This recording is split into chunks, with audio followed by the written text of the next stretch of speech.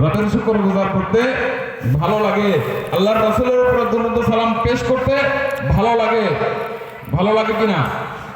দিলের মধ্যে মহাব্বত সৃষ্টি হয়। তামাম জাহানের মধ্যে আর এমন কোন কর্ম নাই যে কর্ম একজন ইমানদার বান্দার মধ্যে উম্মতি মুহাম্মাদী কলবের মধ্যে ইশক মহাব্বত পয়দা করে এমন কোন কর্ম এই সৃষ্টি জাহানের মধ্যে নাই।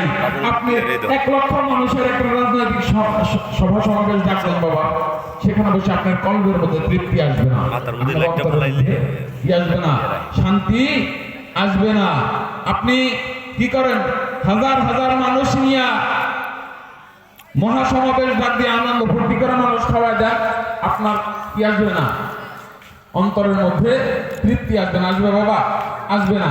কেন আসবে না? কারণ আল্লাহ রাব্বুল ইজ্জাত তার কোরআনে কারিমার মধ্যে ঘোষণা করে বলতেছেন কি ইয়া আইয়ুহাল্লাযীনা আমানু সাল্লু আলাইহি ওয়া সাল্লিমু তাসলিমা।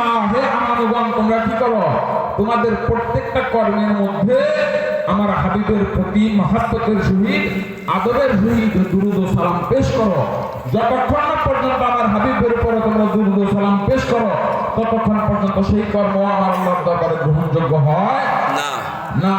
হযরত ওমর ইবনে আল খাত্তাব বলেন যে একটা বান্দার ইবাদত বন্দেগী আসমান এবং জমিনের মধ্যে ঝুলন্ত অবস্থায় থাকে, সেটা আল্লাহর দরবার পর্যন্ত ততক্ষণ পর্যন্ত পৌঁছায় না যতক্ষণ পর্যন্ত না সেই ইবাদত বন্দেগীর সাথে আমার রবের কি মহিমা এবং তার হাবিবের দুরূদ জুড়ে দেওয়া হয়। তাহলে যে কারণে দেখেন আমরা যখন নামাজ পড়তে যাই, নামাজের মধ্যে নামাজের চতুর্থ বৈঠকে আত্তাহিয়াতুর পরে আমাদেরকে কি পড়তে হয়? দুরূদ পড়তে হয়। দুরূদ পড়তে হয় না? আমরা পড়ি না? আল্লাহুম্মা সাল্লি আলা মুহাম্মাদিন ওয়া আলা আলি মুহাম্মাদিন কামা সাল্লাইতা আলা ইব্রাহিমা ওয়া আলা আলি ইব্রাহিমা ইন্নাকা হামিদুম মাজিদ। পড়ি কিনা আমরা?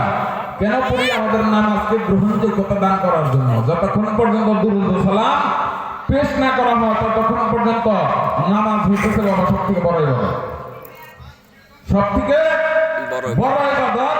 সেই ইবাদত আল্লাহর দরবারে কি হয় না? কবুল হয় না।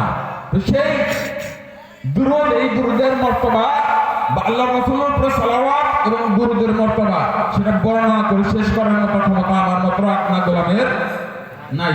আমি শেষ করতে পারবো না। আল্লাহর রাসূলের উপরে আমরা 2-1টা দুরূদ পড়ি, তাও কত মানুষের ভালো লাগে, কত মানুষের ভালো লাগে না।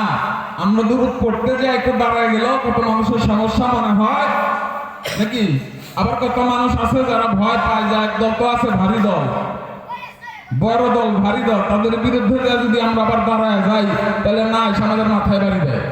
আছে না বাবারা? যেখানে আল্লাহর রাসূলের উপরে দুরূদ পড়ার প্রক্রিয়া আছে প্রায় 4000 প্রকার। বলেন কত প্রকার বাবা? 4000 প্রকার দুরূদ পড়ার প্রক্রিয়া আছে আল্লাহর রাসূলের উপরে। দুরূদে ইব্রাহিম যেটাকে আমরা পড়ি, এটা আল্লাহর রাসূল তিনি নিজে যখন মেরাজের রাতে আল্লাহর রাসূল কোথায় গেলেন? আল্লাহ রাব্বুল ইজ্জাতের সাথে দিদার করতে গেলেন। সেখান থেকে যখন তিনি ঘুরে আসলেন, বিস্তারিত ঘটনা আমাদেরকে সময় দেওয়া হয়নি আলোচনা করার জন্য। আলোচনা দীর্ঘায়িত করতে পারবো না। আমি শুধু বলার ক্ষেত্রে বলতেছি যে এটার মর্তবা কতটুকু, কেন আমাদের উপরে এর উপর আমল করতে হবে, দুরূদের উপরে বেশি বেশি আমল করার প্রয়োজনীয়তাটা কি, সেটা বলার জন্য। কারণ আজকে আমাদেরকে এখানে নিয়ে আসছে, আমরা তো বাবারা অর্থের বিনিময়ে আসিনি। বিন্দু পরিমাণ অর্থের বিনিময়ে এই সারা বাংলার জমিনে বিভিন্ন জেলায় জেলায় আমরা ঘুরি, মাহফিল করি, কোনো জায়গা থেকে কখনোই অর্থ গ্রহণ করি না।